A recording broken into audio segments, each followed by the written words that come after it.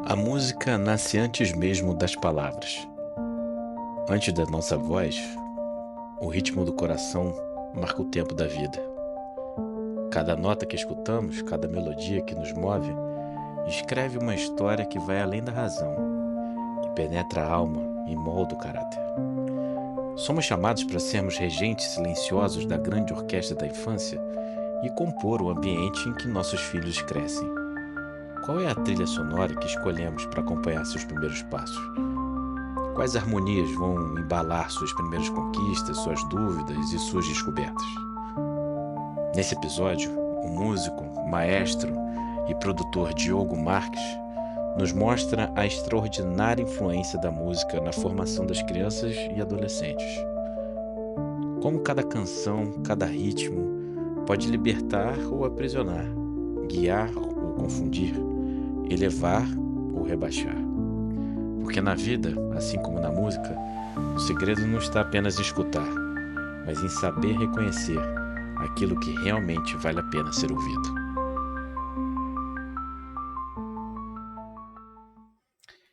Diogo, qual que é o papel da música na formação da criança e do adolescente?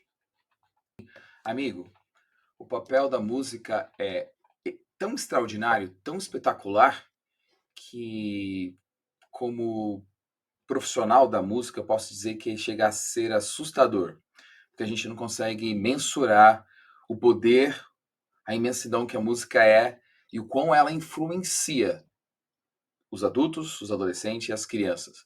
E o papel dela é, sim, entreter, motivar, trazer sensações, libertar ou aprisionar. Ou seja, o uso dela, o motivo de uso dela influencia em tudo. Ou seja, a música está em todos os momentos. Tá? Então, a gente sabe que ela pode fazer muito, muito, muito bem, mas ao mesmo tempo tem que saber ali como condizer ali, como moldar, como usá-la de uma maneira positiva, que senão ela é invasiva e agressiva em todos os aspectos. Nós vamos conversar sobre isso, né?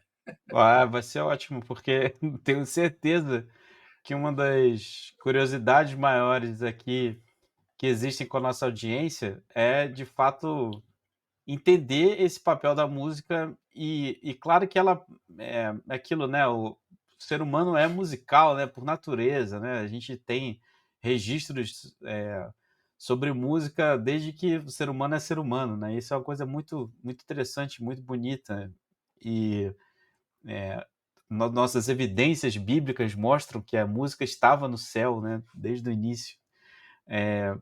Mas quando a gente olha aqui para um pai, uma mãe, um cuidador que quer fazer da música parte de uma formação mesmo para a criança, qual a idade que você recomenda assim que comece esse ensino formal da música para uma criança? A música, enquanto linguagem, é algo que já está inserido. Ou seja, tem crianças de 6, 8, 10 meses que você já vê balançando o corpo, sendo influenciada, gostando, tem até a música predileta dela, e isso Uhum. cativa a gente que é pai, né? Eu sou pai também, eu sei o quão a música, mesmo sendo profissional, quão eu, de uma forma bem despretensiosa, via minhas filhas gostando ali das músicas e aquilo mexendo com elas, ou seja, desde criança, mesmo querendo ou não inserir, a criança vai tomar isso para si. Algumas crianças têm essa parte lúdica Uhum. mais clara, mais, sabe, ela absorve mais e vive nesse contexto lúdico. Outras crianças usam a música de uma forma mais organizacional, né? A música organiza ela para ela fazer X ato, ou até pais cantam, né, certas músicas para que as crianças façam uma sequência de atividades. Mas, enfim, na parte ensino, Billy, na parte de introdução da música, a gente tem na academia a direção de trabalhar a musicalização infantil, que começa ali a partir dos 2, 3 anos de idade, onde a criança já consegue se movimentar, levantar e pegar as coisas. Essa Já cedo, musicalização cedo, cedo assim, 2, 3 anos. cedo assim, a musicalização ela tem um papel crucial em dar referência para as crianças na parte teórica.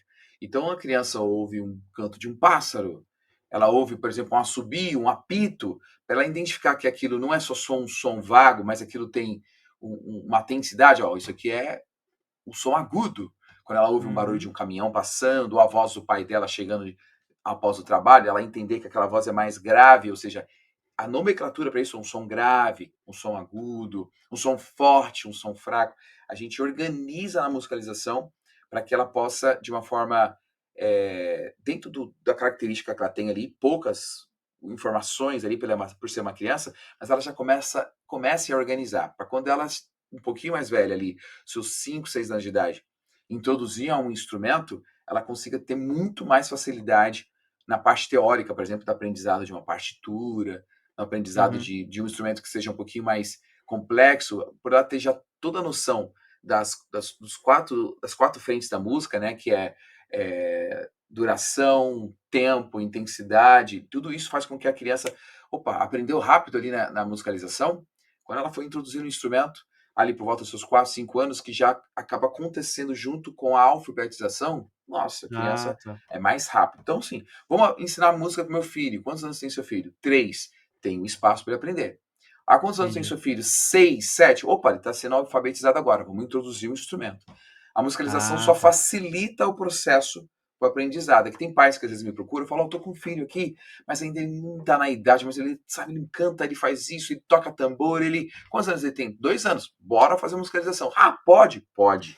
Você já está incíntrico Entendi. nele, a gente tem que aproveitar isso, porque a criança gosta, ela familiariza com o som é agradável para ela, então a gente tem que direcionar isso. Entendi. Então essa é a primeira fase. A primeira fase é musicalização, ou seja, estar exposta e reconhecer e começar a aprender os fundamentos da música. Aí, quando entra a fase da alfabetização de linguagem verbal mesmo, aí ela está mais preparada para aprender instrumento. E É isso? é tão interessante isso, porque é o seguinte, tem um comportamento europeu que nossa, eu não vejo a hora disso ser mais palpável aqui no nosso Brasil. Porque a gente Hum. acaba tendo algumas pessoas com uma educação musical que já é incíntrico, né? Inserir na criança o aprendizado do violão, do piano, é um instrumento muito procurado, teclado, contrabaixo, a bateria. E aí se Uhum. formaliza sempre nesses instrumentos que são instrumentos que a gente chama de instrumento de base, para uma banda, digamos assim. Uhum. Então, alguns pais com um pouquinho mais de instrução escolhem uma flauta transversal, um violino, e a gente fica mais ali, frente a 6, 7 instrumentos só. A Europa, Tá. ele já introduz a música na criança com musicalização infantil. A Uhum. Espanha é muito forte nisso. E aí, criança com 2, 3, 4 anos de idade já tem toda a familiaridade com a duração, tempo, tessitura, ela sabe tudo quais são as propriedades do som. Nossa, isso faz com Uhum. que ela tenha uma, uma clareza do que é os instrumentos. Aí o Ok. pai, com 5, 6 anos de idade, coloca o filho na frente de uma orquestra. Então a Ah, criança olha uma orquestra ali tocando e ela já consegue entender que a junção de tudo concretizam aquele som. E entendi. ela vai dizer, se ela tem uma parte lúdica acentuada, ela vai dizer para os pais: eu quero aquele ali, ó, pá, e vai apontar o que ela quer. Mas E o tem criança pai, com 5 anos que olha assim: "Quero tocar pagode", tem? eu já vi isso acontecer na minha frente. É mesmo? Eu já vi isso acontecer na minha frente. Eu fiz parte da Escola Municipal de São Paulo por algum tempo, e eu regia os coros lá, e alguns coros em atividade, estudando, e via os pais trazendo as crianças com 5 anos de idade, 6 anos de idade, na frente da orquestra. Claro que era uma orquestra não de adultos, olha, isso que é legal também, era uma orquestra juvenil, Ah, uma que orquestra de legal. crianças de 9, 10 ou 12 anos. Então eles Aham, viam crianças da idade dele tocando, então era muito mais fácil ele uhum. falar, pô, eu quero aquele, eu quero aquele. Então chegava, havia um fagote, que é um instrumento bem exótico, um bambu bem Aham, comprido, eu quero aquele. Ele nem sabe o nome, mas entendi, sabe, é como se fosse num restaurante e degustar. Eu quero pegar aquilo que é colorido e tal. entendi. Mas tudo isso é tão bonito. Por isso que eu falei no começo da nossa conversa aqui, Beli. A música tem uma grandiosidade absurda que a gente comete o erro de tentar mensurar, colocá-la dentro de uma forma de ser, um pacote de entregas, e, cara, ela vai muito além. A criança chegar lá e Aham, escolher um fagote, por exemplo, para pais que não têm, por exemplo, uma vivência musical, isso é extraordinário. Então o pai vai ter que começar a correr em conhecer sobre o instrumento, saber quem fabrica, onde aham, comprar, qual marca que tem que. Sabe? Isso é sim. incrível. Mas se a criança tem uma parte lúdica muito acentuada, ela vai colocar o dedo e vai aprender aquele instrumento. Se ela quiser, ela vai seguir carreira, vai ter uma desenvoltura positiva, ou até mesmo trabalhar. Por exemplo, você está falando de fagote, fagote ele Uhum. é um de uma família de outros instrumentos, que é o oboé, o Sim, corno inglês. São instrumentos que sim. conversam, primos deles ali. Ou seja, ele vai tocar um, vai poder tocar outro, outro, outro. Isso é uma influência incrível. Vai trabalhar em sociedade, vai ter que trabalhar numa orquestra, tocar numa orquestra, ser chamado para tocar na comunidade, ou num grupo de exército que ele faz ali. Então, assim, é uma infinidade de outras atividades que é acoplada a uma criança lúdica de 2 anos que fez musicalização, com 5, 6 anos escolheu o seu instrumento. Então, ela tem uma responsabilidade, um crivo de confiança, de, Paulo, eu escolhi, é o que eu quero, busquei, sabe? Então, tem uma evolução ali europeia, num Aham, crescente, a música, que a gente ainda é muito muito imaturo nisso ainda. Na verdade, a gente não tem esse acesso ainda. Se tivesse, cara, sim. eu creio que uma hora vai ter, vai ser mais prático isso. As orquestras infantis protagonizarem mais em escolas, fazendo com que as crianças já tenham uma normalidade em tocar um instrumento de sopro, um instrumento de percussão, um instrumento Uhum. de madeira, e isso ser cada vez mais decisões das crianças hoje, entendeu? Eu acho que o ponto que você está mostrando para a gente é que expor a criança, quanto mais cedo possível, a essas diferentes variantes, né, que existem da música, né, os ritmos, as texturas, as formas diferentes que existem, mas principalmente expor para instrumentos. E é claro que quando a gente está falando aqui desses instrumentos que estão presentes numa orquestra, a gente sempre se lembra das músicas clássicas, né? Então, e tem algumas coisas, né, que a gente escuta e eu queria tirar um pouco dessa mística para saber o que é verdade ou não isso. Por exemplo, colocar música clássica para o bebê ainda na barriga vai ajudar essa criancinha a se predispor melhor para a música quando ela nascer, quando ela se desenvolver, ou colocar música clássica para uma criança pequena ouvir, torna ela mais inteligente. Você já deve ter ouvido muito isso e essas perguntas devem aparecer muito para você. O que é mito, o que é verdade dessa história?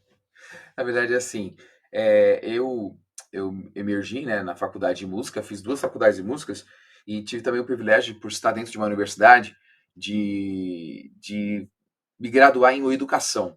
E um dos motivos de eu Aham. fazer a faculdade de educação é para ter esses conhecimentos bem cognitivos na parte da introdução da música na criança desde o seu ventre, né, desde o ventre da mãe. Olha, o autoconhecimento mesmo só veio depois que eu fui pai. E aí Legal. você se depara ali com uma criança fazendo as coisas que você fazia quando criança. Isso, ao mesmo Uhum. tempo que é bonito, é uma das coisas mais assustadoras que existe. Quando você vê uma criança reproduzindo as coisas, os comportamentos, as falas que você, como pai, fazia esse. Cara, isso traz uma raiva, assim, uma perturbação. Eu não sei se você já passou por isso, Billy. Mas é Sim, perturbador muito. isso, né? Porque você fica com raiva. Por que ela tá fazendo isso? Mas você lembra, puxa, eu fazia a mesma coisa e tal. Então, Sim. assim, não vou chamar de mito essas coisas. Olha, vamos colocar música porque a criança vai ter uma música clássica que a criança vai ter mais tendência e vai relaxar mais e tudo mais. Eu digo mais na parte do adulto, tá? Um adulto mais centrado, um adulto mais equilibrado nesse momento tão caos que é uma gravidez, principalmente para o pai e para a mãe e para o pai, né? Porque o pai está ali tentando fazer o meio do campo de uma situação que ele não tem tanto controle, acaba sendo mais positivo para eles. A música clássica, ela é construída dentro de uma estrutura mesmo, totalmente pensada. Grandes músicos trazendo ali do renascentismo para cá, subindo tudo lá, desde de Haydn, Handel, Salieri, subindo para Mozart, os compositores aqui subindo e tal.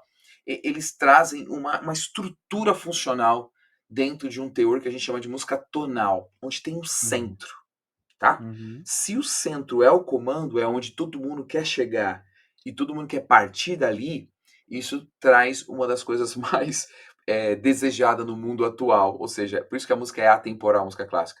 O Uhum. controle, o equilíbrio. Então imagina Entendi. uma mãe grávida de seus 6, 7 meses de idade, a junção hormonal que tem se passado na estrutura daquela mãe, quando ela fala assim, eu fiquei sabendo por uma colega que tem que escutar música clássica e isso vai ser bom para o bebê. Eu acredito que tem muita positividade nisso e o bebê possa vir um pouquinho mais tendencioso à música, mas não pela música, mas pelo controle de equilíbrio que aquela música deu para o pai e para a mãe que gastou 20, 30, 50 minutos por dia ouvindo a música clássica. Genial. Então, Entendi. o processo é mais externo para o interno, não do interno para o Sim, externo. Porque se a gente está numa entendi. confusão de hormônio, a gente está juntando várias coisas, além da linguagem, filosofia, a gente está juntando a parte hormonal, que é químico. Então, olha Uhum. o quanto a música influencia nisso, né? A calma que ela vai trazendo, E que a a mãe criança começa precisa. já ali bebezinha, na barriga da mãe, começa a fazer uma associação, né? Com essa música, eu tenho um ambiente mais tranquilo, eu tenho um ambiente mais calmo, eu tenho um ambiente mais equilibrado. Ou seja, essa coisa é muito boa, eu quero estar perto dela. Legal isso. Eu vejo totalmente nessa frente, porque eu vou até bater muito na tecla nessa nossa conversa aqui sobre o tamanho que a música tem, né? Porque você fala assim, para qualquer pessoa hoje, olha, eu estou fazendo exercício físico, porque o exercício físico me ajuda a me centralizar e a extravasar de uma forma que eu consigo depois ter uma calmaria. Isso tem 50% das pessoas que fazem exercício físico conseguem isso, outras não. Tem pessoas que fazem exercício e ela extravasa e ela precisa de mais 20 minutos de esteira ou mais 50 minutos de corrida. Aí você fala, ela não vai extravasar nunca, porque cada um tem ali um Uhum. biotipo, uma forma de ser. Agora a música, ela consegue, por linguagem, ela consegue te abraçar de uma forma que assim, você quer me ouvir? Você quer trabalhar comigo? Você quer gastar uma energia comigo? Então, eu vou te desenhar agora. Então você está Uhum. ouvindo, por exemplo, uma quarta estação de Vivaldi, a gente sempre tem aquela em mente, né, a primavera, né, que é uma das Uhum. quatro estações. Mas se você pega, por exemplo, outono, que é uma melodia incrível, aquilo vai te envolvendo de um jeito que você se sente abraçado e como se você perdesse um pouco dos seus sentidos e aquilo realmente entra na sua corrente Uhum. sanguínea, na sua mente. Ou seja, a música é muito maior do que a gente. Então, se você Uhum. se permitir a ela vai fazer muito bem a você e, consequentemente, se é uma mãe grávida, se é uma mãe com um bebezinho de colo ali de seus 2, 3 meses, que a criança está descobrindo e a única comunicação da criança é chorar, e poucos pais Uhum. hoje em dia têm essa capacidade de entender que chorar é bom demais, porque Uhum. é a única Sim. forma de comunicação da criança. Então eles acabam ficando nervosos com isso, né? Eu vejo muitos pais nervosos, eu já conversei com alguns amigos meus. Por que você tá assim? Não consegue parar de chorar? Meu, tá tudo bem. A criança tem que Uhum. chorar mesmo. Ela tá Uhum. comunicando, é o jeitinho dela falar. E aí, então, assim, a música acaba sendo um grande apoio para aquele pai entender a circunstância de tudo que está acontecendo. Que a Uhum. música vai fazer a imensidão do ambiente para, olha, peraí, vem aqui, eu vou te organizar para o centro de novo. A gente dá uma Uhum. desfocada, mas a gente volta para o centro. É lindo isso, é maravilhoso. Isso não, é fantástico te ouvir, porque uma das coisas que mais me admira nos músicos, e eu tenho o privilégio de conviver com alguns, é essa sensibilidade que você coloca nas suas palavras e nos seus gestos. Quando você fala de abraçar, né? Quando você fala de envolver. E isso é uma coisa que no mundo hiperracionalizado que a gente vive, a gente está perdendo, né? Perdendo sensibilidade, perdendo essa capacidade de sentir.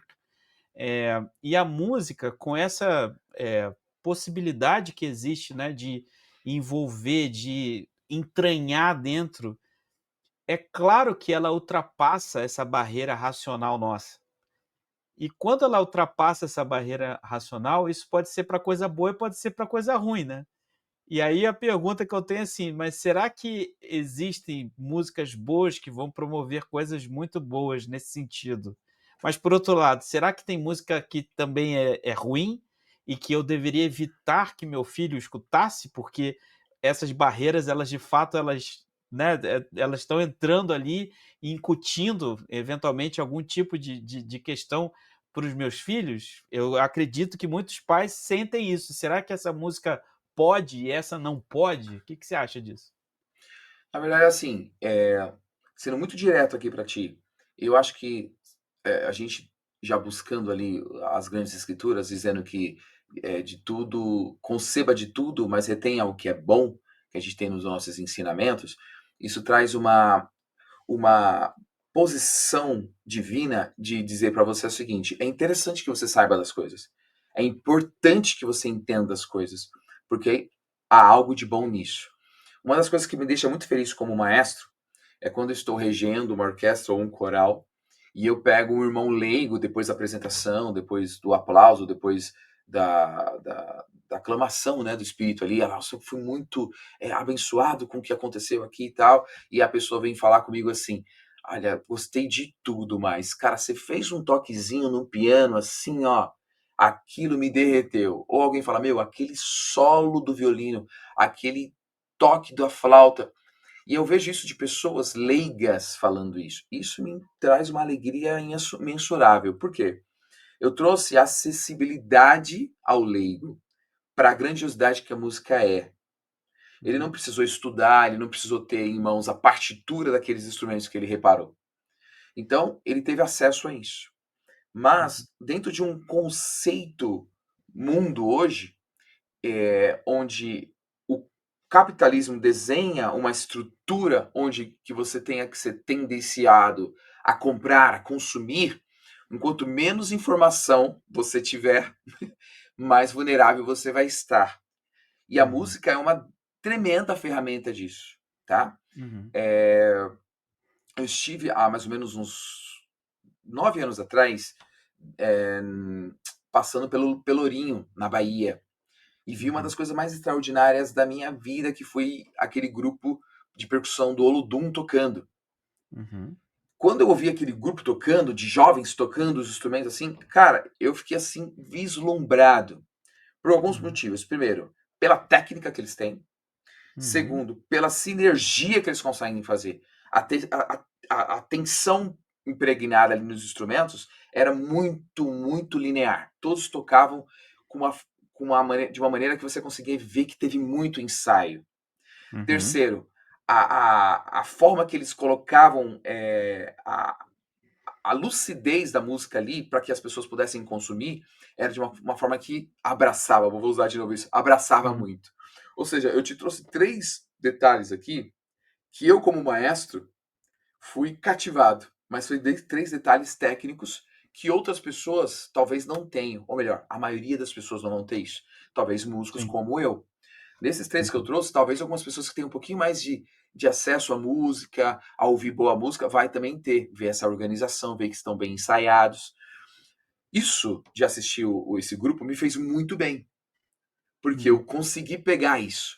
Agora, a pessoa que não tem tanto acesso a esse conhecimento, eles são impactados pela batida, e aquilo vai mexendo elas e a música leva elas para onde a música quiser, não aonde elas querem estar com a música.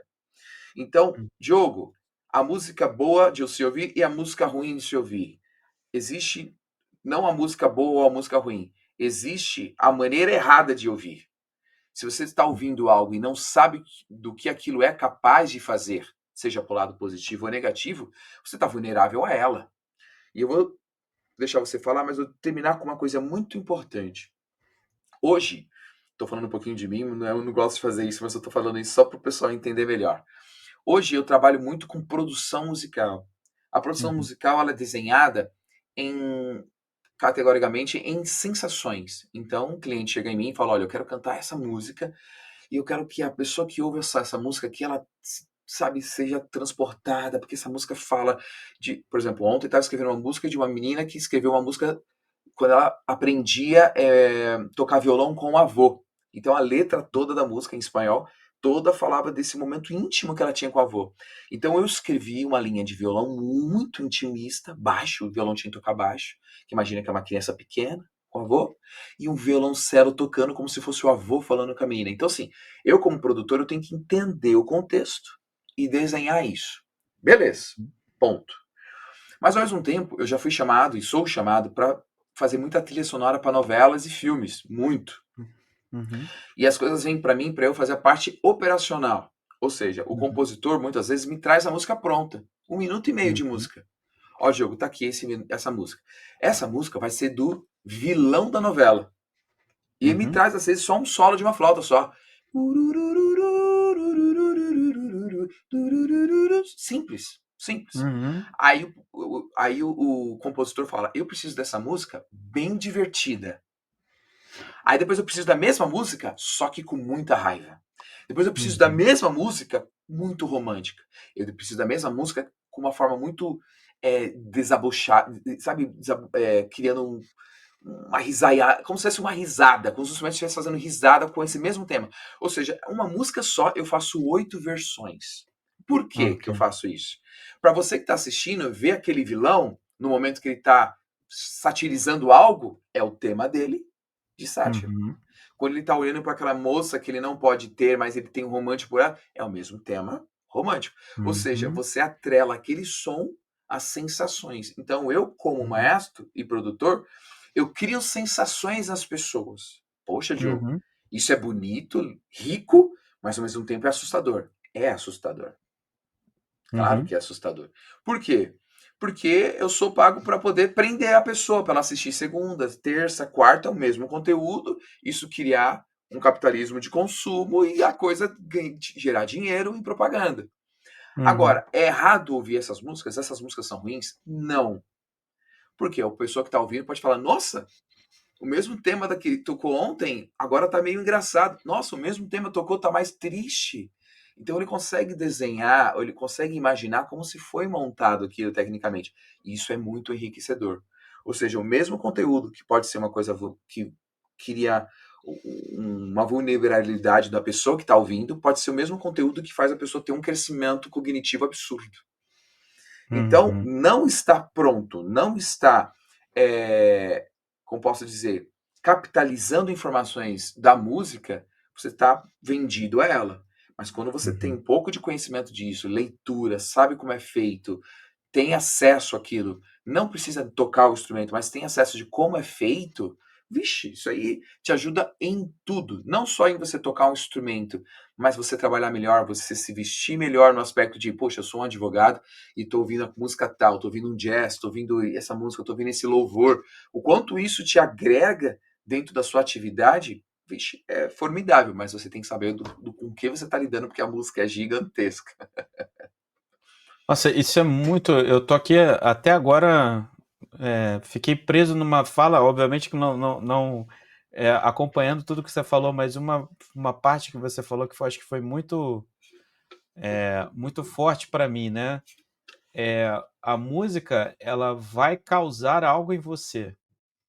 Se você deixar, ela pode te levar para o lugar que ela quiser. Mas se você tem o controle de reconhecê-la e de saber entender o que ela está fazendo com você, você pode, de certa maneira, ser um observador desse processo e, nesse caminho, ser como, não sei, um arquiteto que entra dentro de uma igreja medieval e observa aquele monumento que está lá, sei lá, na Índia, mas ao mesmo tempo tem um outro que está na Europa e o outro que tem, e ele olha para tudo aquilo e consegue entender, enquanto produção humana, como que foi dedicada inteligência, como foi dedicada execução, sensibilidade para essa construção. É mais ou menos isso, eu entendi certo? Entendi. Eu vou simplificar mais ainda para as pessoas que estão assistindo a gente. Billy, é o seguinte: você falar o inglês intermediário avançado te dá liberdade para entrar em diversos lugares. Vamos dizer aí que praticamente todos os países. Quando você entra, por exemplo, numa Índia, vamos citar a Índia que você chegou, e aí você entra na Índia com o seu inglês avançado. Você consegue se comunicar com a grande maioria das pessoas dentro do comércio. Mas nada se compara em você falar a língua que a Índia usa. Se você entender o dialeto que ali está proferido, a liberdade que você tem de locomoção, de argumentação, de aprendizado é enorme. Vamos jogar isso agora para a música. Você saber que o som do violão é o som do violão é uma coisa. Você saber que o som do piano é uma coisa. Agora, você ter conhecimento de como foi percutido aquele instrumento, qual foi o caminho que aquele músico fez para poder ter acesso, tocar o quão ele estudou, o quanto ele buscou. Poxa, ele tá tocando uma peça, você fala, puxa, essa música eu já vi, essa música é do Villa-Lobos.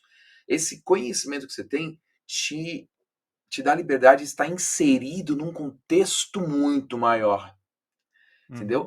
Então a música, enquanto linguagem, te dá liberdade de argumentação e de controle que você muitas vezes não teria se não tivesse tal conhecimento. Uma coisa Mas é. Pode falar. você com esse conhecimento, você acredita que existem músicas que podem construir determinados tipos de emoções e comportamentos que eventualmente são negativos? Eu digo isso pelo seguinte: quando a gente fala de música, é realmente uma coisa tão humana e tão grande, tão perfunde tantas atividades que a gente faz, né? Porque você pode ter uma música litúrgica dentro de uma igreja, você pode ter uma música fúnebre, você pode ter uma música para festa, você pode ter uma música para receber entidade dentro de uma religião de matriz africana, você pode ter música para tudo quanto é coisa diferente, né? E aí a minha dúvida, que eu acho que também é de muitos aqui, é: uma coisa é a gente botar uma regra e dizer o seguinte: ó, isso aqui pode, isso aqui não pode. E eu acho que o seu pensamento é um pensamento libertário no bom sentido, é bem interessante. A questão não é pode ou não pode, a questão é: vamos entender o que essa música é em essência e, a partir disso, reconhecê-la e entender quais os efeitos que ela pode causar ou não na gente, ou seja, ser de fato alguém que consegue entender, olhar aquele objeto como um objeto de quase de estudo, de apreciação, né? E isso eu achei muito interessante. Agora, por outro lado, eu posso também, nesse processo, reconhecer que, se eu tiver uma exposição exacerbada desse tipo de música, talvez traga consequências para mim que eu não desejo.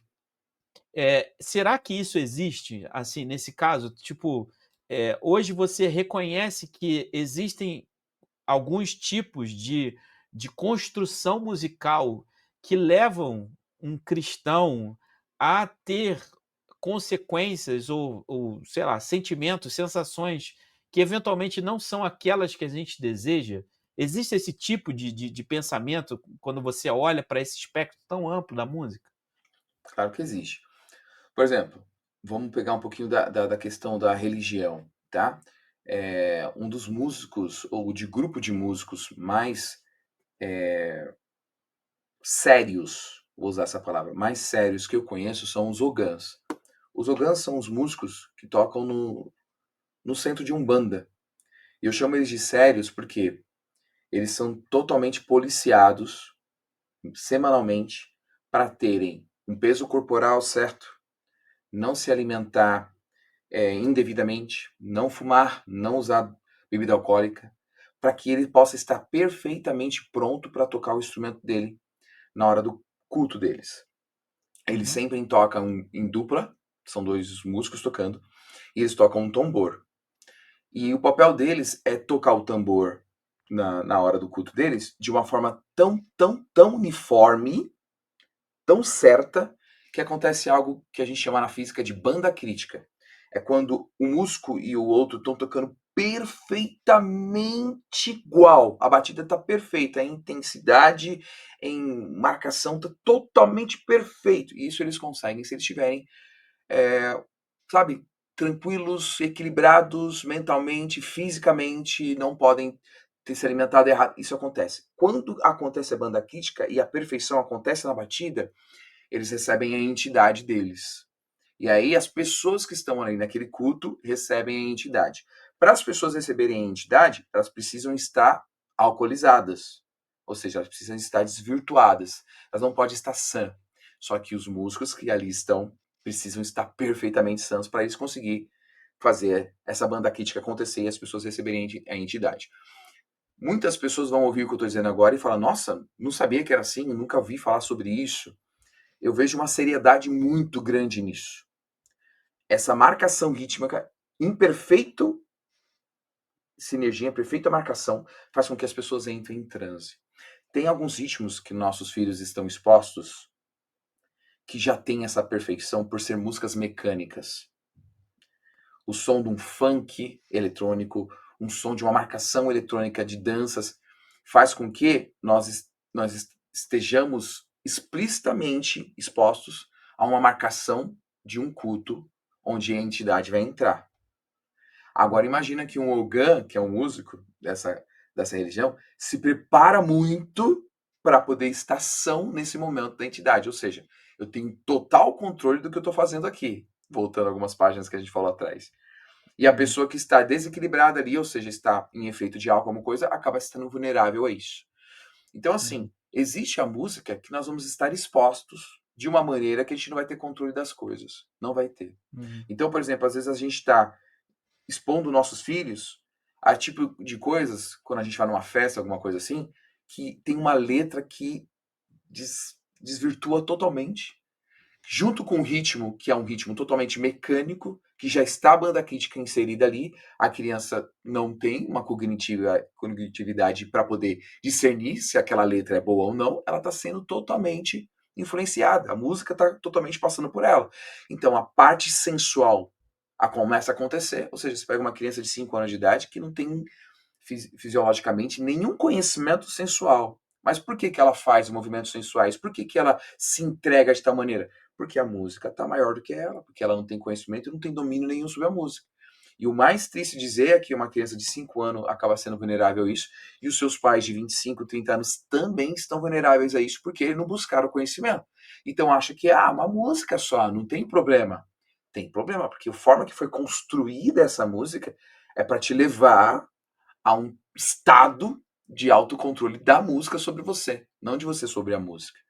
Quando eu ouço esse tipo de música, eu vejo esse tipo de música, eu sei como é essa, fala, isso, cara, tem banda crítica acontecendo direto aqui, isso é fácil para cultuar coisas e receber entidades. E aí é uma coisa que poucas pessoas têm coragem de falar, mas eu falo porque cada vez está entrando mais dentro das casas dos nossos amigos da comunidade, o Billy, de uma forma assim fácil. É uma festinha, não tem nada a ver, vamos colocar e tudo mais. Mas é um produto que vai te puxar para onde ele quiser. E isso vai trazer conduta, vai trazer vocabulários, vai trazer comportamentos que fogem da realidade que a gente pode ter para se comportar melhor, para se guiar melhor. Ou seja, a gente vem de um conceito bíblico onde toda a escritura sagrada tem um prefácio incrível que começa assim: livre-arbítrio. E aí vem uma música que nos induz a não ter nada de livre-arbítrio. A gente é comandado por ela. A gente é guiado por ela a ser transladado para um lugar, para um pensamento, ou para atitudes, ou para gestos que não condizem com o que a gente quer.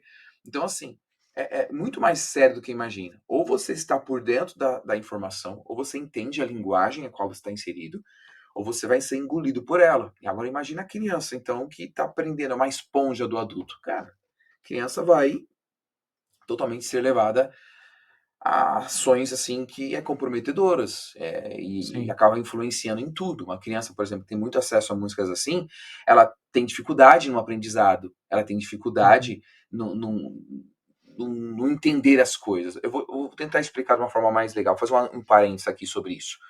Se eu escuto uma música que eu não tenho como dividir harmonia, melodia, instrumentação, fraco, forte, agudo, grave, se eu não tenho como ouvir e dividir isso, porque ela é o tempo todo mecânica batendo na banda crítica, eu não vou ter como, por exemplo, em algum determinado momento, raciocinar um enunciado de um trabalho de matemática. Porque eu sou o tempo todo controlado para poder só absorver aquilo. Então eu não vou ter poder de argumentação, eu não vou, de repente, saber desmiuçar uma redação. Tem crianças aí, por exemplo, de 12 anos, 13 anos de idade, que não conseguem pensar em nada numa redação. Por quê? Tem diversos fatores, mas, de repente, o momento ou o ambiente a qual ela está inserido é de coisas que é colocado goela abaixo nela. Hiperestimulação, né? Total. Então, por exemplo, eu tô ali passando os vídeos Eu não controlo, falo, não, eu quero ouvir só assuntos voltados à arte moderna. Quero ouvir. Não, você está ali nos rios, ali no celular e tudo. E aí você não para degustar a música. A música tem essência quando ela tem acessibilidade. Todo mundo, quando fala assim, cara, você já ouviu música clássica? Você já ouviu a música Nessun Dorma, do musical, tal, não sei o quê? Cara, eu já ouvi, nossa, quem canta aquele músico, qual o nome dele? Plácido Domingos, aí também tem o Pavarotti. Aí fala, como todo mundo fala do Pavarotti? E tem outras centenas, milhares de outros cantores. Por que fala do Pavarotti? Sabe por quê? Porque Pavarotti veio de uma estrutura com baixa renda, ele veio de uma família muito humilde. E em algum momento, determinado momento, ele foi descoberto por pessoas da nobreza. Falou, nossa, esse garoto tem uma voz incrível. Levaram ele para um contexto nobre, burguês, ensinaram música para ele, e ele já tinha o dom daquilo, e a voz dele era enorme. Começou a fazer sucesso, sucesso, sucesso. Ele falou, cara, então quer dizer que a música boa tá aqui? Quer dizer que as coisas boas de se cantar tá aqui? Mas a minha mãe não sabe o que é isso. Meu pai, meus tios, meus primos não fazem ideia, meus colegas de rua não sabem. Eu vou cantar para ele. Então ele voltou para onde ele foi, Olha que daí ele legal. Não nasceu, e sabia disso. começou a cantar. Então hoje, Diogo, eu vim de uma situação também mais simples, eu sei o que é um Nessun Dorma, eu sei o que é um Pavarotti, eu sei o que é um como que o pessoal canta lá, filho vou fá, que isso o pessoal fala, eu sei tudo isso no contexto, não porque eu aprendi música só, é porque teve um cara que desceu e trouxe para mim lá da Itália e começou todos os outros músicos a fazerem isso. Peraí, a música não tem que ser feita só nos grandes teatros ou nas grandes salas de concertos. Tem que ir pro povo. Então o povo Sim. começou a consumir isso. Então, assim, é uma beleza incrível quando o pessoal tem acesso. Agora, quando o pessoal não tem acesso, não tem a informação, eles estão vulneráveis, estão soltos e a música acaba sendo um trator agressivo passando por tudo, em vez de ser um otimizador de talentos, seja qual frente for. Olha, eu acho que a gente está tendo um episódio aqui realmente muito bacana para a gente refletir muito como pai, como mãe, como cuidador,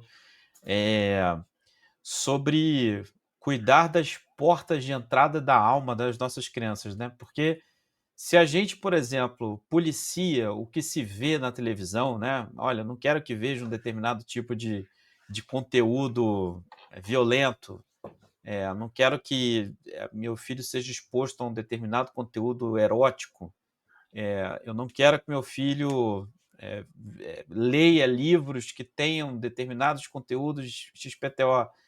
O que a gente está dizendo aqui é que a música é uma mídia como qualquer outra que está trazendo informação.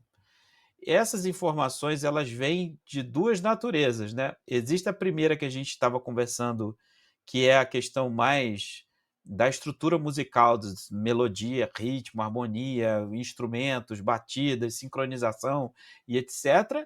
E ainda tem a outra camada, que é a camada da letra, né? Da parte racional, entre aspas, na parte verbal ali, que está colocando também um conjunto de informações.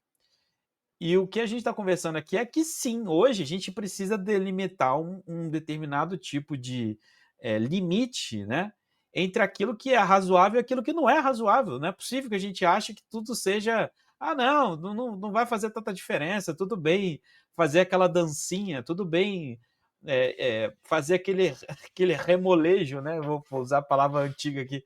Ah, tudo bem fazer aquele balanço do corpo daquela forma, porque isso não tem nada a ver.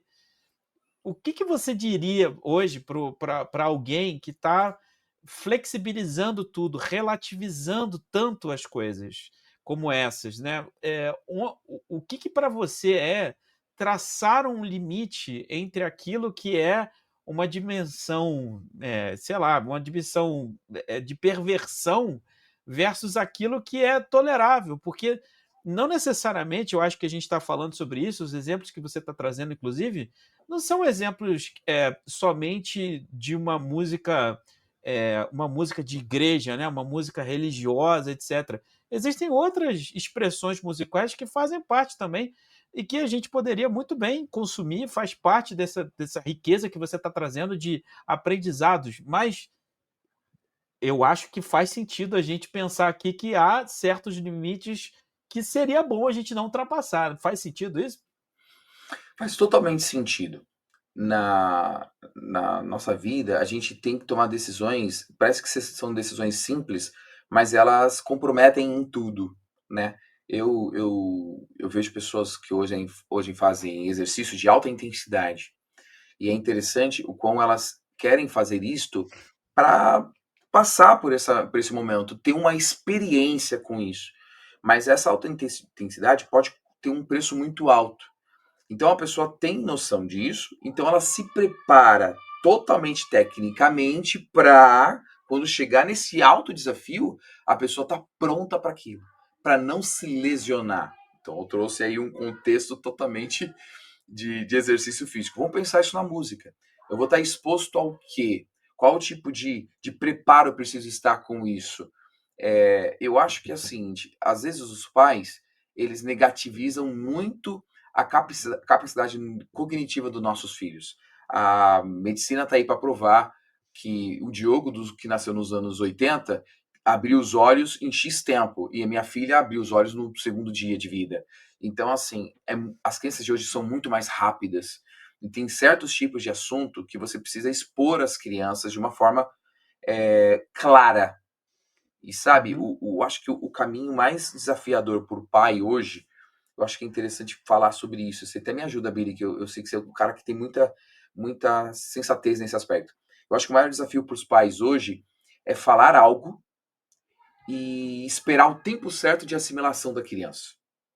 Então, Uhum. por exemplo, quando você fala para a criança, olha, você está ouvindo essa música tem uma batida que te influencia a ter um comportamento que você não quer, mas você é influenciado a isso. E ela está dizendo X detalhes de letra. E aquela criança de 7, 8 anos olha para você e não fala nada. Porque ela não tem nada para falar, porque é a primeira vez que ela recebeu essa informação. E aí você como Uhum. pai sai, você como mãe sai e fala: "Ai, não entendeu nada, meu, ela não percebe que essa música pode". Ela entendeu, ela só não assimilou. E quando ela Uhum. estiver sozinha com o coleguinha e tudo mais, e ouvir a mesma música, ela fala assim: "Ah, essa música não é legal", porque ela vai conseguir dizer.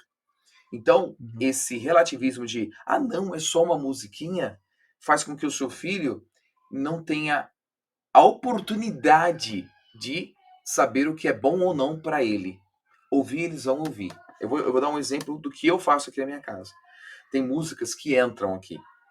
E não são músicas ruins, são músicas boas. Tem uma música que foi lançada, eu acho que há 2 anos atrás, pelo cantor Bruno Mars, junto com uma coreana. Uma música chamada Apartamento. Ele fala Apatá, o nome da música, né? Chama Apartamento.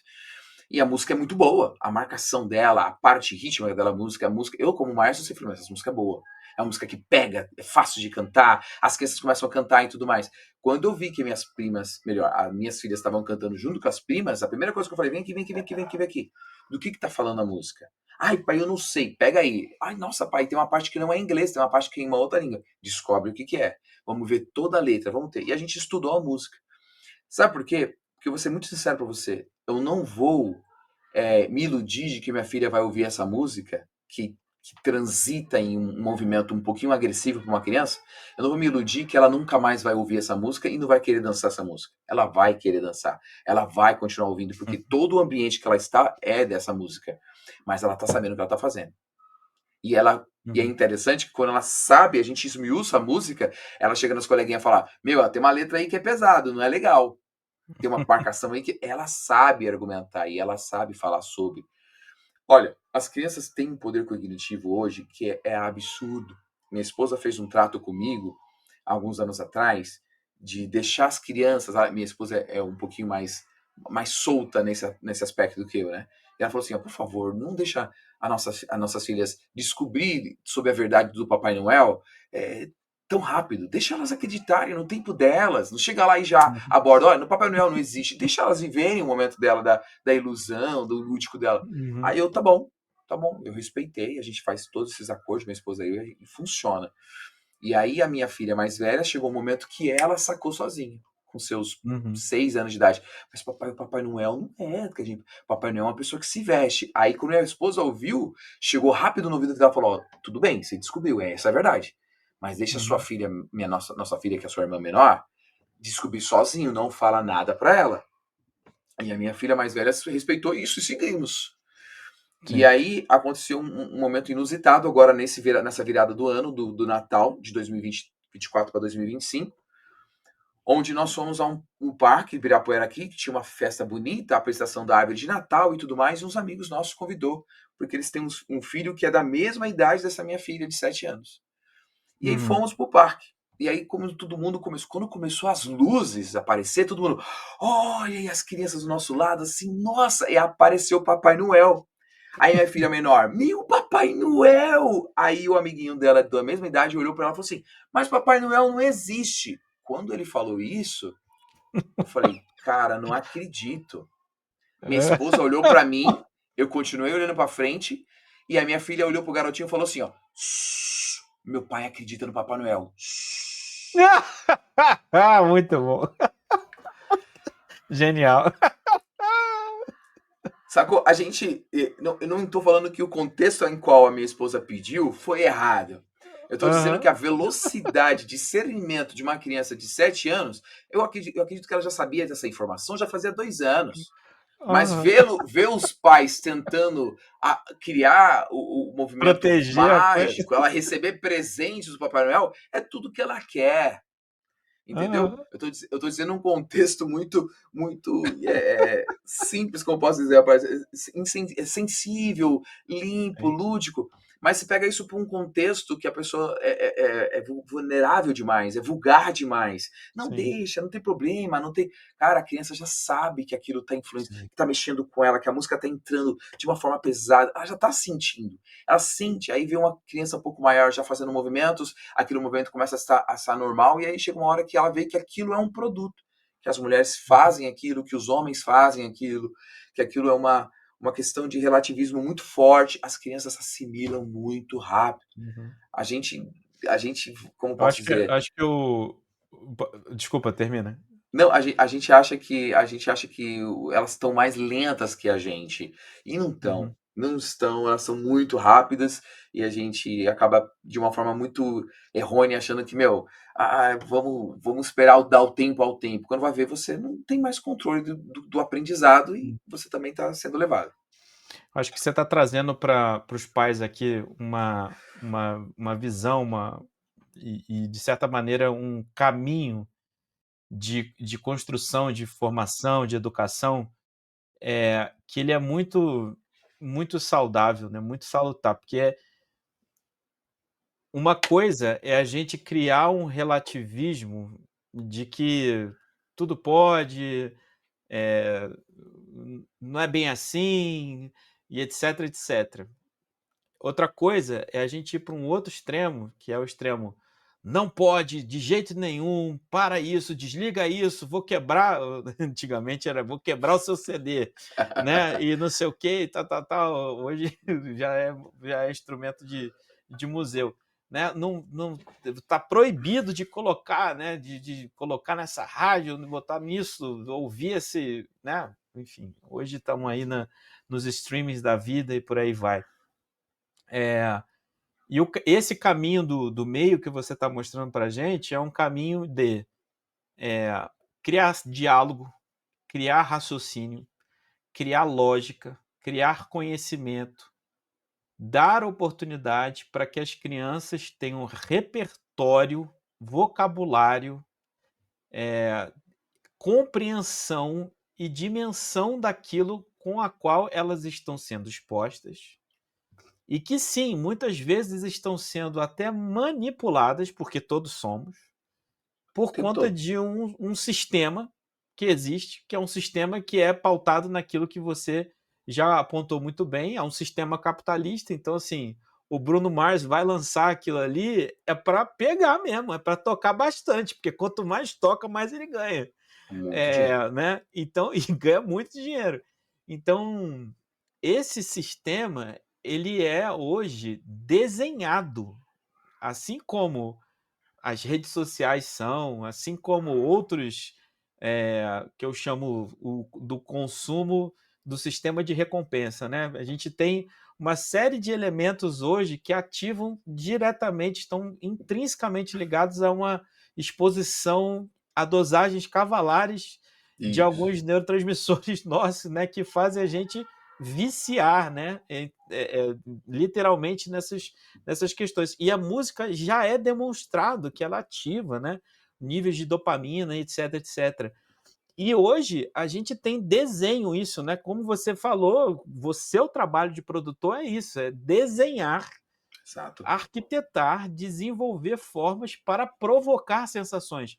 Então, quanto mais cedo a criança souber disso, entender isso, porque é uma coisa que a gente sabe, né, Diogo? Quando a gente é uma criança, mas principalmente quando a gente é adolescente, não tem coisa pior a gente saber que está sendo manipulado. Porque para o adolescente, o que ele quer é ser independente, ninguém manda em mim. E quando Exato. ele descobre que ele está preso dentro de uma forma, dentro do sistema que está feito para que ele seja manipulado, para que ele caia dentro de um determinado tipo de discurso, uma forma de ser e de reproduzir, né, esse efeito de contaminação que a gente vê muito, né? Todo mundo começa a cantar a mesma coisa, todo mundo começa a fazer a mesma dancinha, todo mundo começa a usar a mesma roupa, todo mundo começa... E quando ele percebe que isso está aprisionando, escravizando, se ele está desde pequeno aprendendo sobre isso, a gente está instrumentalizando para que ele tome as suas melhores decisões. Porque no final das contas, o pai não está aqui para determinar o comportamento do filho.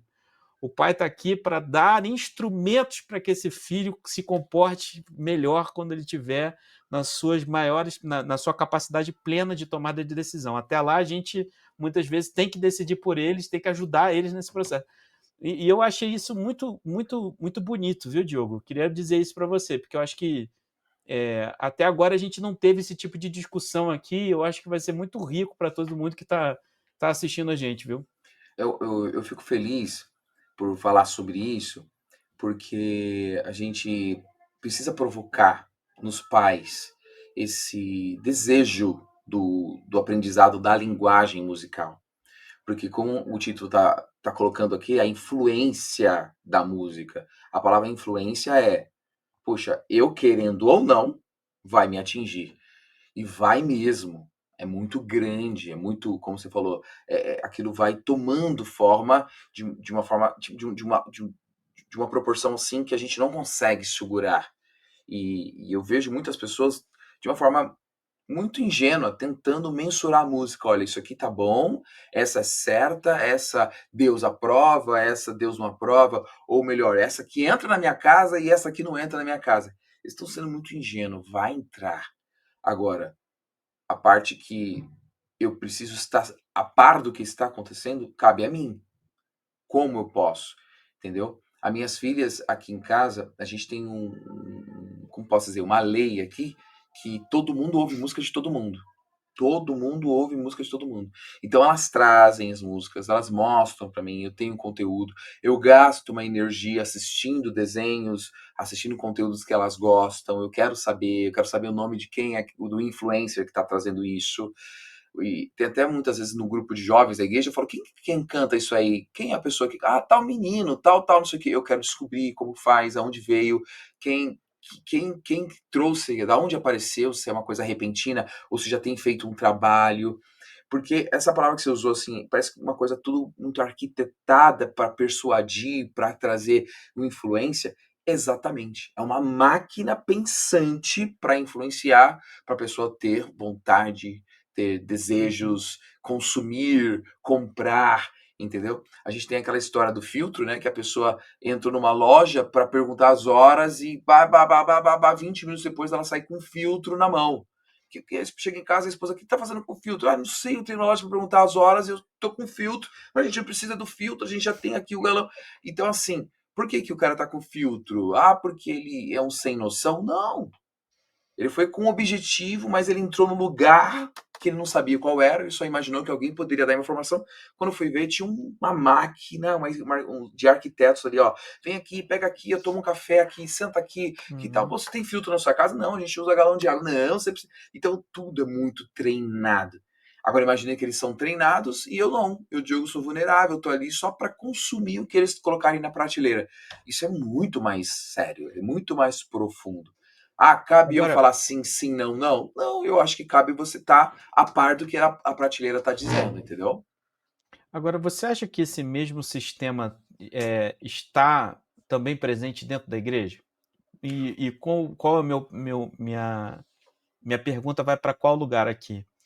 É, quando a gente olha para o que a gente canta, o que a gente traz de música, seja aquela que você assiste, né? Que tá lá o grupo, tá lá a orquestra, tá lá o solista, o quarteto tá cantando, seja aquele que é o congregacional, que você está também cantando junto, etc. A gente às vezes corre o risco de também estar numa posição de consumidor desse processo que é o processo da música que acontece na igreja. E qual o risco disso, né? Da gente estar com o mesmo pensamento, que é um pensamento muito do entretenimento, né? E que a gente traz também para a igreja e perde a noção do que é, do porquê que existe a música congregacional ou a música religiosa que está ali sendo expressa. Como é que você vê essa influência que a gente também está trazendo de sofrer essa perfusão de uma cultura que já tem os seus códigos e que eventualmente estão entrando dentro? E quais os efeitos que isso causa para a gente como experiência religiosa, para que serve essa música no final das contas? E será que a gente está atingindo esses objetivos? Fiz um zilhão de perguntas aqui. Mas eu entendi o cerne do que você falou. É a seguinte, tem algumas certezas que têm acontecido e eu posso dizer com um pouco de experiência. Primeira certeza, a música que a gente vai produzir na igreja, ela é totalmente falha, na questão técnica e na questão espiritual. Primeiro, por estar sendo produzida por pecadores, e na questão técnica é que mesmo que eu afine e execute e seja um grande músico virtuose no meu instrumento, ainda é debilitado, ainda é muito ruim perto de um anjo, uma adoração genuína de um ser sem mácula nenhuma. Então, a Uhum. minha música é imperfeita. Primeira questão é essa. Segunda questão, se eu tentar, de alguma forma, jogar na minha comunidade o que é, na minha ótica, certo ou errado, eu vou pecar grandemente. Porque se eu estou trabalhando com seres imperfeitos, eu vou pecar muito. No manual, no livro A Teologia da Música, a Ellen White foi muito sábia quando ela diz o seguinte: a energia que a gente tem que impregnar dentro da adoração da nossa igreja é a energia de um coração sincero louvando. Porque se a gente colocar o gosto pessoal protagonizando, nós vamos cair em tentação dentro do grande templo. Aí eu vou esmiuçar um pouquinho esse pensamento dela. Quando eu me desloco da minha casa para a comunidade para adorar a Deus, eu tenho que também ter uma consciência do que eu estou fazendo. Porque se eu sento para ouvir um pregador, um pastor, um líder da igreja pregando, eu estou adorando, mas é passivo. Eu não tenho participação, eu não estou falando. No máximo eu estou abrindo a Bíblia, ou vendo algum slide, ou vendo um. Agora, quando eu canto, é ativo. Eu Uhum. participo. Eu leio, eu canto e coloco dentro de mim aquele desejo de ser aquilo, de viver aquilo, de experimentar aquilo. Então, antes da harmonia empreendida, antes da melodia, antes da voz colocada, eu saí da minha casa, fui em comunidade para adorar. E aí tem um momento dessa adoração que ela é ativa, ou seja, eu posso participar, eu posso estar junto ali. Isso me revigora. Jogando isso para o lado científico, desce uma endorfina, desce a comunicação do cérebro passando pelo corpo todo. Nossa, como é gostoso cantar! Como é gostoso fazer parte de tudo isso, cantar do digno, cantar do Deus grande, o Deus que pode tudo, que Ele é maior de qualquer desafio que eu possa passar. Se eu posso participar de tudo isso, por que eu vou estar dando ouvidos para o mal, querendo desenhar ou mensurar a música de batida X, de instrumento de X, de cantor Y, de quarteto ou de coral? Olha como a gente impregna a nossa energia do que não tem que impregnar. Se a gente não entender que é imperfeito a nossa forma de fazer e que a única forma da gente veicular perfeição é quando a gente se prostra e adora ativamente, aí a gente começa a regozijar. Então a adoração, isso eu falo muito pro grupo de louvor, a adoração não começa na hora do culto. A adoração começa na terça, na quarta-feira, antes do final de semana, porque eu preciso estar com a mente, com o intelecto dirigido em comunhão a Deus, para quando chegar no sábado, isso ser resultado, chegar no domingo, isso ser resultado de uma adoração. Então, assim, isso está inserido na nossa igreja. Sim, uma música imperfeita. Muitas vezes, uma batida que às vezes agride alguns e outros não. Principalmente quando diz na parte física de decibéis, às vezes uma música está um pouquinho mais alta, às vezes o som não está equalizado de uma melhor forma, então o lugar que a pessoa está sentada interfere muito no como ela vai ouvir, no que ela quer ouvir. Só que isso é todo um contexto que vai atrapalhar o verdadeiro sentido dela estar ali. E ela consegue fazer. Se ela quiser, ela consegue E qual fazer. que é o sentido que você... O sentido é a adoração. O sentido, a única forma que você abastece o espiritual é quando você adora. Então, por exemplo, eu preciso chegar na igreja. Tem duas formas de adorar ativamente na igreja. Duas: dizimando, ofertando e cantando louvores. Quando você dirige uma oração, você consegue também ativamente participar disso. Mas se tem uma pessoa orando e você ouve, é passivo. Mas ativo será dizimando, ofertando e cantando louvores. Quando eu vou dizimar e ofertar, eu me preparo para aquilo. E é gostoso, Billy, quando você fala, puxa, eu separei isso para Deus e eu quero direcionar uma oferta pelo que está sendo feito para os jovens da nossa igreja, pelo que está sendo feito para ajudar a comunidade da minha igreja.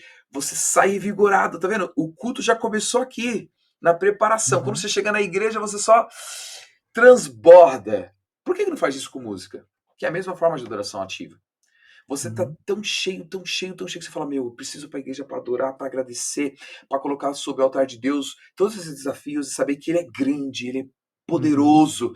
Então, independente do que vai ser feito, com quem vai ser feito, o seu propósito já foi cumprido porque você foi ali para adorar ativamente. Você vai sair preenchido.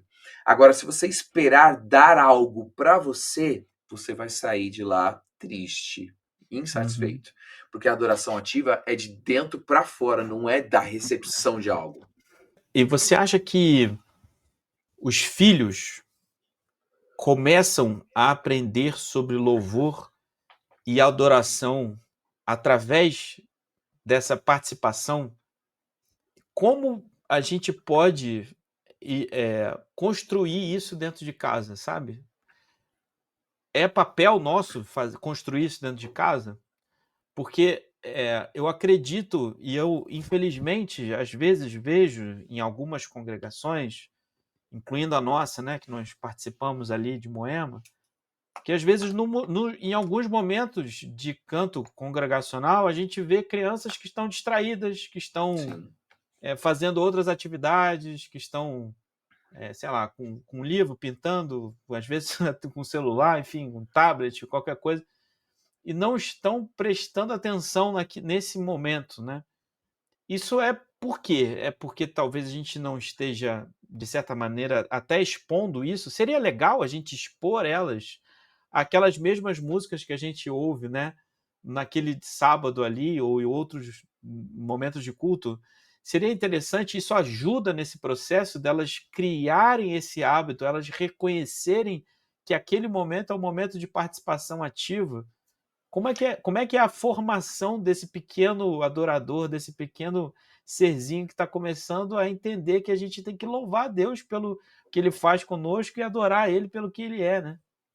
Voltando uns minutos atrás aí, eu soltei aqui um desabafo, né, falando que o desafio maior da gente como pai, né, como mãe, é você ver ali, externado no filho ali, um reflexo seu, né, das suas atitudes. E isso é uma sombra que te conduz muitos anos, 2, 3, 4, 5 anos. Hoje eu tenho uma filha de 10 anos e uma filha de 7 anos, e eu vou dizer a palavra muito concreta aqui, é perturbador o quão elas vão se assemelhando com a gente.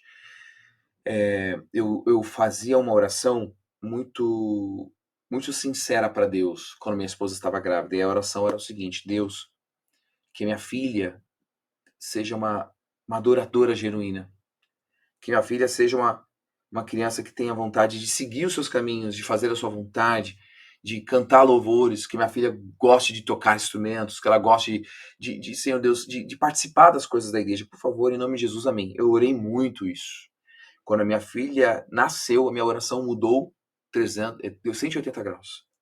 Senhor Deus, que eu goste de louvar, que eu goste de tocar instrumentos, que eu, Deus, possa ter vontade de ir na sua casa, que eu, Deus, Diogo, tenha vontade de participar das coisas da igreja, porque ela faz tudo o que eu faço.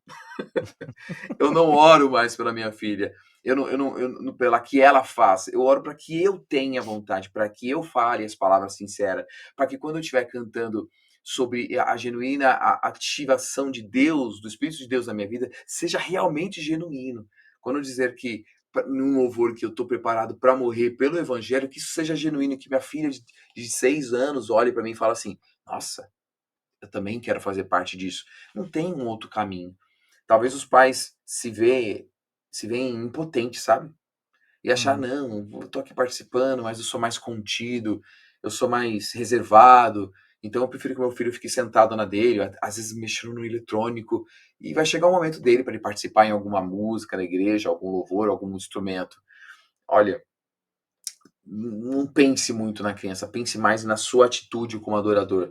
Vai refletir muito. Claro que a principal razão de dar certo numa comunidade é se a sua casa for uma extensão da igreja, ou melhor, a igreja ser uma extensão da sua casa. Você veicular uma adoração dentro da sua casa e ir para a igreja com esse mesmo espírito. Não esperar 5, 7 dias para isso. O abastecimento Sim. espiritual só te dá caminhos para você diariamente abrir a palavra de Deus, né? Você chegar no filho seu e falar assim, olha, abre aí em Salmos, e ele não sabe abrir em Salmos, não é porque ele não sabe, é porque ele não praticou isso. Você está falando de um livro de 66 episódios ali, divisões. Então, uma criança precisa praticar nisso. Tá muito assíduo nisso. Então, assim, você tem que ser o grande reflexo disso. Se você não abrir, a criança não vai abrir a Bíblia. Se você não louvar, a criança não vai louvar. É muito sério a coisa, né? Eu gasto muita energia com isso. Eu tô sendo muito genuíno aqui para ti, Billy. Muita energia em às vezes mesmo tão triste, não tendo muito que, sabe, vontade de jogar, mas eu levantar minhas mãos, eu erguer. Eu como maestro, tenho uma felicidade de exercer um dom de Deus, mas ao mesmo tempo é um grande compromisso porque eu faço as coisas tão automática, tão técnica, eu tô ali inserido num contexto tão Sim. pragmático de acertar, de melhorar, de entregar uma coisa bonita para a comunidade, que esse adorador precisa acontecer de segunda a sexta, cara. Porque no sábado ali, eu acabo ali, no sábado e no domingo, dando muito mais atenção em direcionar as coisas. Então, eu vou cantar afinado ou desafinado, com as mãos para cima ou não, de dia de semana. Aqui na minha casa, por exemplo, as minhas filhas tocam piano de uma forma muito simples, que elas ainda estão aprendendo. Minha esposa toca piano e eu não toco, eu não sento no piano, eu não sento. No máximo, eu pego um acordeon, que é um instrumento que eu estou aprendendo, um violão que eu toco mal, para acompanhá-las. Por quê? Porque é um culto familiar. Porque senão eu chego lá tecnicamente e entrego um produto pronto. Ou seja, até eu que sou um produtor, sou um músico, um maestro, eu tenho que ter um cuidado de inserir uma adoração genuína dentro do meu lar. Então, é de dentro para fora. A gente não sai da igreja e deixa na igreja. A gente leva para lá e transita para o nosso lar novamente. Diogo, o tempo correu muito rápido. Eu tinha muitas outras coisas. E com certeza a gente vai ter outros momentos aqui para outros episódios para a gente voltar, porque esse tema é um tema fascinante. E eu queria que você pudesse, nas suas palavras finais aqui, olhar para esse pai, para essa mãe, para esse cuidador e trazer para eles essa. A gente conversou sobre muitas coisas, né? Sobre música, etc. Mas trazer para eles uma mensagem que seja uma mensagem de exortação mesmo, sabe? Sobre como que eles podem olhar para a música como uma verdadeira ferramenta de desenvolvimento e formação da vida cognitiva, emocional, da vida afetiva, da vida social e da vida espiritual dos seus filhos. O que você poderia dizer para esses pais, um último recado, uma última mensagem sobre esse tema que é a sua vida, né? E é tão cara para você, mas que você está genuinamente aqui dividindo com a gente hoje. Vamos lá, pai e mãe é o seguinte, quando a gente observa um instrumentista tocando, isso desperta em nós uma alegria, muitas vezes uma apreciação. Isso é belo. Quando a gente vê um cantor dominando a voz, trazendo a essência de uma música, uma interpretação viva ali na nossa frente, isso é esplêndido.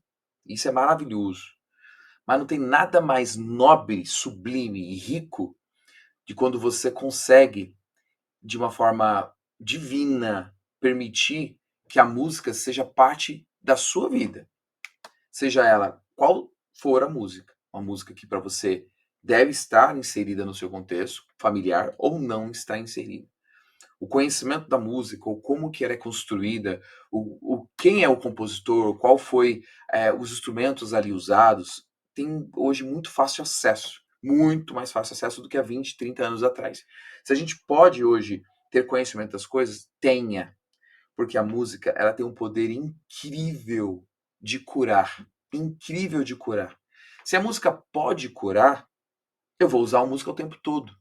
Mas se a música não ter o caminho dela necessário, onde você conhece e vê o que ela pode proporcionar a você, ela só é um produto que vai te levando a lugares que você desconhece. Então, leia mais, busque mais, esteja mais antenado às coisas que o seu filho está acessando. A palavra de Deus é muito sábia, dizendo para a gente que, nos 10 mandamentos, quando coloca assim, honra o teu pai e a tua mãe. Esse honra o teu pai e tua mãe tem um sentido, é o seguinte: o filho não deve, não estou falando nem que não pode, ele não deve, de maneira alguma, dizer para o pai que ele não tem poder sobre o que ele faz ou o que ele é. Porque o pai é soberano, você está fazendo o papel de sacerdote do seu lar, pai. Se você está fazendo o papel de sacerdote do seu lar, então entenda o seguinte, isso é bíblico. Sacerdote, ele vai se colocar como superior. Mas imagina você se colocando como superior sem estar sob o controle da coisa, sem estar sob o acervo do repertório. Olha, eu não sei sobre esse assunto, eu não sei sobre esse alimento, eu não sei sobre essa música. Como que eu vou passar para meus pequeninos? Então, o compromisso é muito maior. Gasta uma energia. Tem músicos que gastam tanta energia para poder criar sensações para vocês, que vocês têm que estar muito a par disso, porque senão as sensações podem ser muito positivas ou não. E é de uma maneira muito triste que eu vou falar uma coisa aqui para vocês.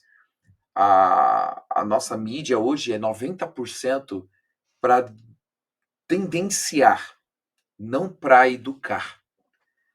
E se ela está aí para tendenciar, é porque é maligno. Porque se nosso Deus, que é o soberano, não deu a oportunidade da gente falar para ele, não manda em mim, ele fala, não, você tem a sua escolha. Se ele deu a escolha pra gente, por que a mídia tem que tendenciar? Então gaste uma energia sabendo o que está se tocando, a letra, muitas músicas em inglês, saiba o que está dizendo, outras línguas, porque isso é nobre saber. Mesmo que não seja a sua área, mesmo que você ache que você não canta, não toca bem, mas, cara, invista um pouquinho nisso. Porque quando você tiver um conhecimento pleno do que a música é, você vai usar ela para tudo. Para curar, para destravar, para deixar as pessoas calmas. Eu estou tendo o privilégio, Deus está sendo muito bom comigo, porque eu estou tendo o privilégio de ter contato hoje com crianças que têm uma dificuldade de acessibilidade, de socializar, com prognóstico de TDAH, TDA, com um grau 1 de autismo, e Deus tem me conduzido a como, na parte da música, servir essas crianças, fazer com que elas sintam-se à vontade com isso. E é um mundo totalmente novo para mim. E eu digo para vocês, isso me cativa de uma maneira, porque eu vejo o quão Deus está inserido nos detalhes de ajudar essas crianças. Se eu quero isso, mesmo não conhecendo, imagina você, pai, que tem aí um filho dentro da sua casa. Não deixa que algum palestrante ou algum livro seja o crivo para você seguir nas suas consequências de ideias. Não, busque tudo, converse, busque músicos, opiniões, ouça, peça a direção de Deus, que eu sei que vai ser assertivo dentro da sua casa eu sei que você vai criar um ambiente de relacionamento, de comunicação mais viável, e a música vai ser um grande influenciador para te desenhar isso de uma maneira positiva, eu tenho certeza. Diogo, muito obrigado, viu, pela alegria de ter você aqui com a gente, Eu pela que sua agradeço. disponibilidade, por ter sido tão didático, tão claro para explicar coisas que às vezes para nós que somos leigos são mais difíceis, né, de compreender. Mas principalmente trazer para a gente essa postura que eu acho que é muito nobre e que às vezes a gente se perde, né? Quer dizer, nossa responsabilidade enquanto pais, enquanto mães, cuidadores, é buscar conhecimento, é buscar informação, é buscar instrução, porque a responsabilidade que nos foi dedicada, né, é de formar e conduzir e pavimentar o caminho para essas crianças. E quanto mais a gente tiver oportunidades e somos privilegiados por termos um mundo que hoje essas informações são tão fáceis, né, de serem adquiridas, é obviamente muito mais fácil a gente conseguir ter acesso a isso para poder desenvolver uma criação que seja muito mais rica, que seja potencialmente muito mais importante para essa criança no seu desenvolvimento. Demais. E para você que ficou com a gente até aqui, queria agradecer fortemente pela sua audiência. Não esquece de dar um like aqui para a gente, porque isso ajuda a propagar esse vídeo dentro do YouTube.